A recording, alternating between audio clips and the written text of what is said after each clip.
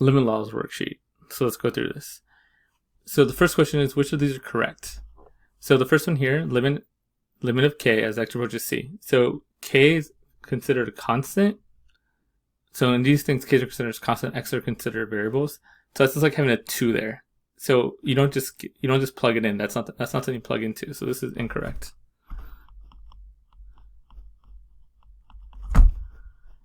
Now B, it's the correct version of it. Since that's a constant, it's like a 2, you just get the number constant. Anytime it's a constant, you just get a constant. So k is just k. It doesn't matter what this number is down here. It's always just going to be whatever the constant is. So this is correct. It helps if I spell it correctly. Next one. Now that is a variable. So I've done the variable, just kind of plug into the first thing you do. So this is correct. And that makes this one incorrect, because again, that's x is considered a variable, so when you have a variable, just plug into the variable. So this is incorrect. Okay, let's go through a couple problems. Now let's do these first. It's not going to come into handy when we start talking about this one here. So limit as x approaches 9. Again, since variable, all you can do is then sub it in. So we're just going to get 9 here. Now this one is a constant, like I was talking about before. It doesn't matter what we're going close towards, it's always going to be 14. The way to think about that is like if you look at the graph of 14. Here's 14. As you get close to -3, what's going on? Well, you're getting close to 14, no matter where it is. That could have been 15. It'll still be 14.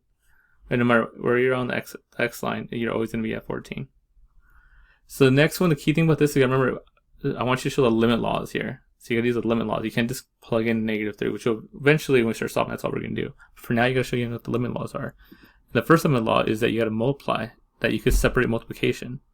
So that's what we're gonna show here. So we're gonna go limit as y approaches -3 of 14 times the limit as y approaches -3 of y. So you gotta show the limit law first. Then this guy, this is a constant, so you just get 14. Then over here, since it's a variable, you just plug in -3 and you get -3. And -3 times 14 is -42. So again, you gotta show the limit laws in these problems. The whole point of this lesson is like use your limit laws to show things. Okay, so number 8, same idea. I'm not just gonna plug them in. I'm not gonna substitute right away. We want to use the limit laws. So we gotta do what we did last time. You can multiply, you can split the multiplication up in limits. So we'll do this times this.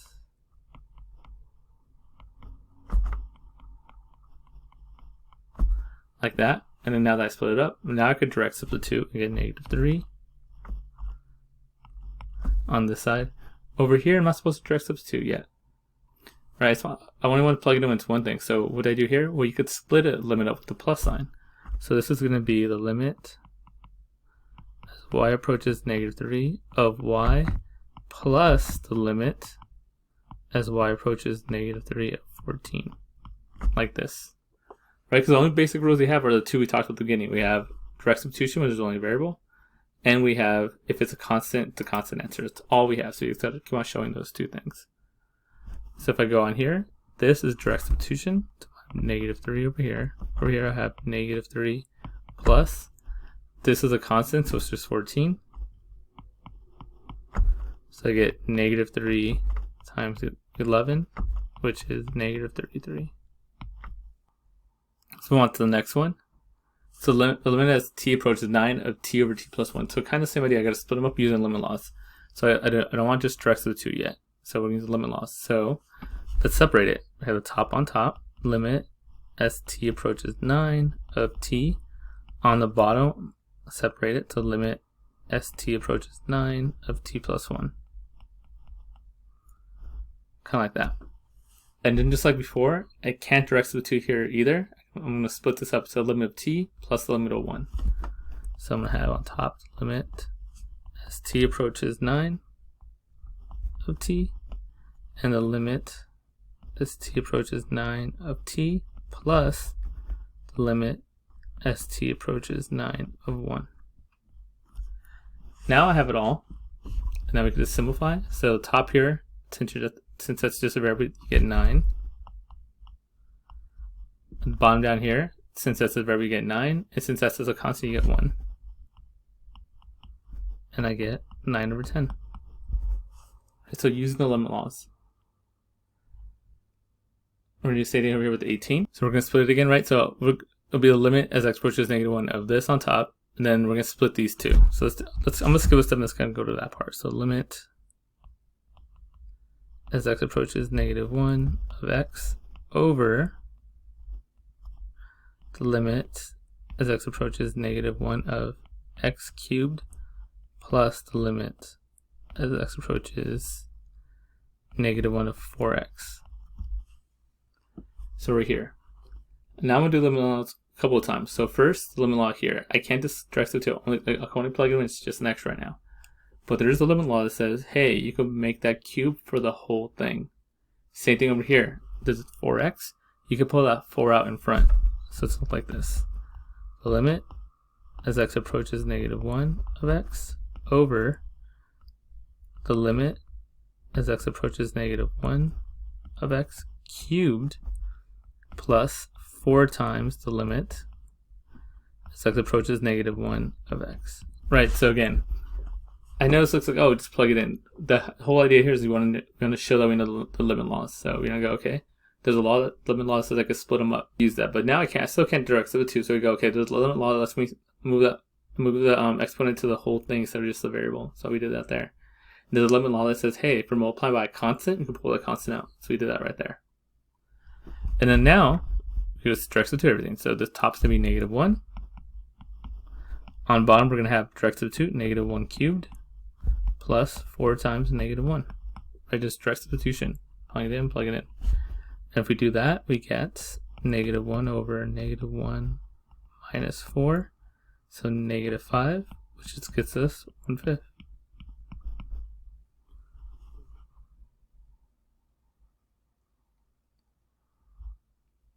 So 24. So the limit laws really come in handy because we can't just like direct substitute things. What they're telling us here is that we know the limit as x approaches 6 of f of x is 4. That's all we have. So we'll talk about how a lot of people make the same mistakes on this one, but this is like really where these limit laws are advantage. So look at this first one here. Limit as x approaches 6 of f of x squared. Now some people just plug in 4 there, and you can't do that. It's not saying f of x equals 4, it's saying the limit of f of x equals 4. I don't have that yet. So what I got to show in the first one is I can use the limit law, right? If I have a square like we just talked about, you can pull it out. So it looks like this.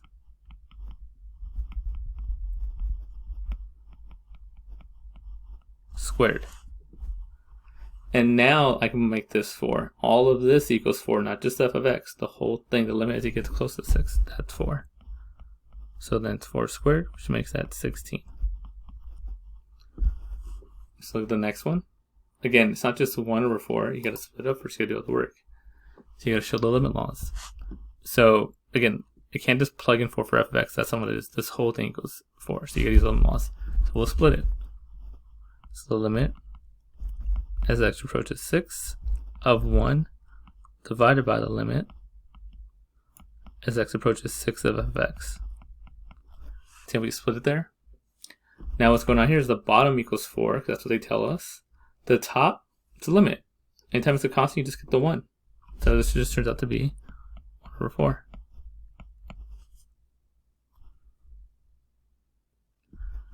Next one. Again, same idea. You can't just plug stuff in. Right? So we got these limit laws. Multiplication, we can split it up to be limit as x approaches 6 of x times the limit as x approaches 6 of f of x. Like that. And then now look at right here, the limit as x approaches 6 of x. Plug the 6. Now, how do you take the limit? You just plug it in. So I get 6 here. Over here, the limit as x approaches 6 of f of x. Well, we know what that is. They told us it's 4. So it's just going to be 4. And I get 24.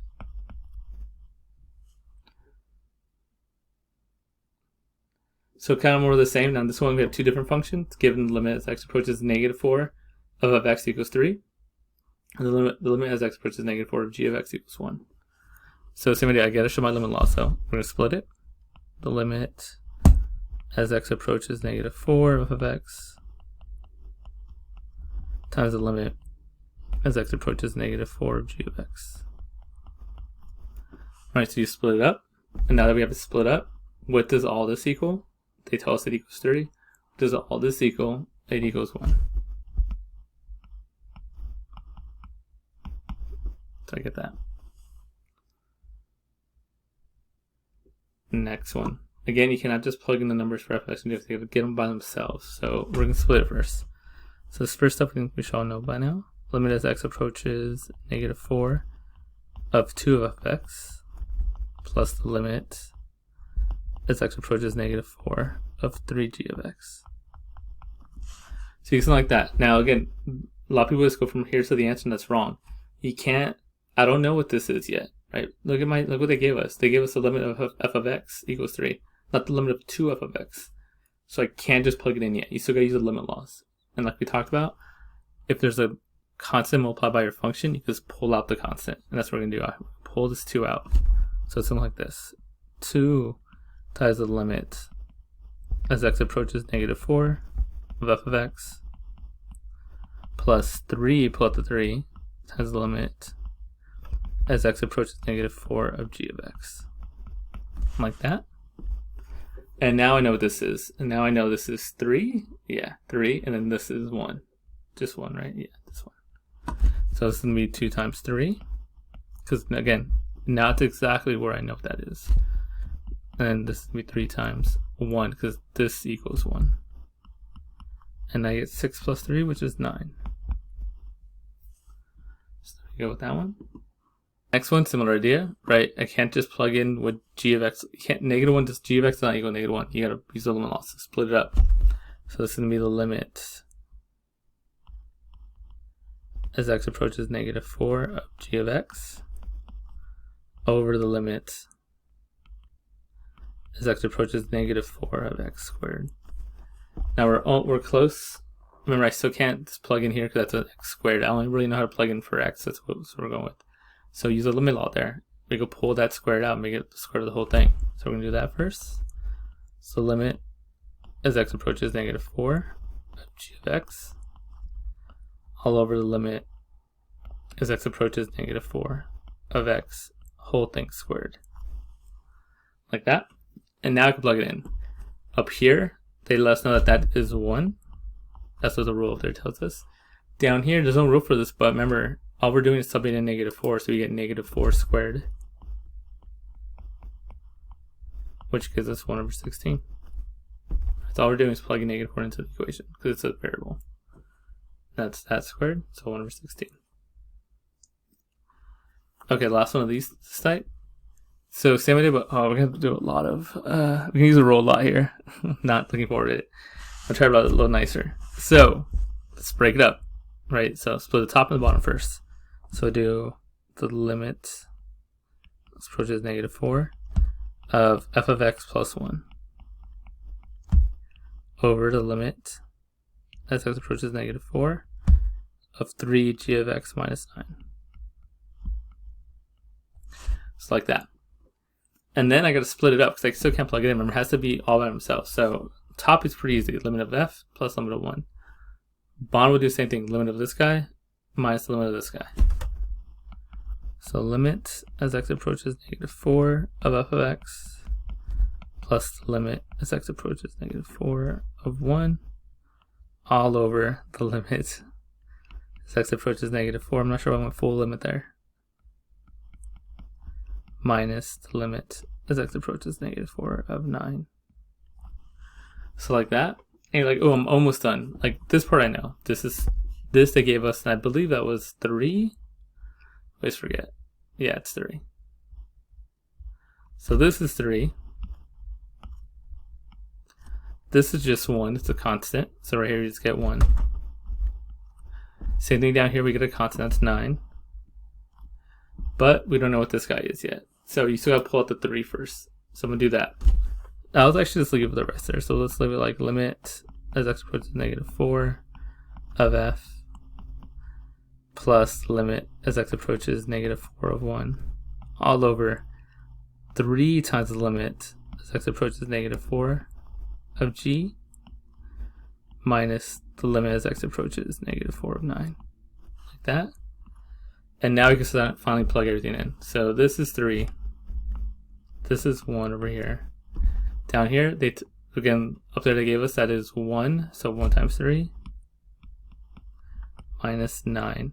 So to get 4 over -6 or -2/3. Look at our answer there. Can the quotient law be applied to the limit as x approaches 0 of sine x over x? Explain. Oh, so basically, I want to know, could I split it? So if I split it like this, is that kosher?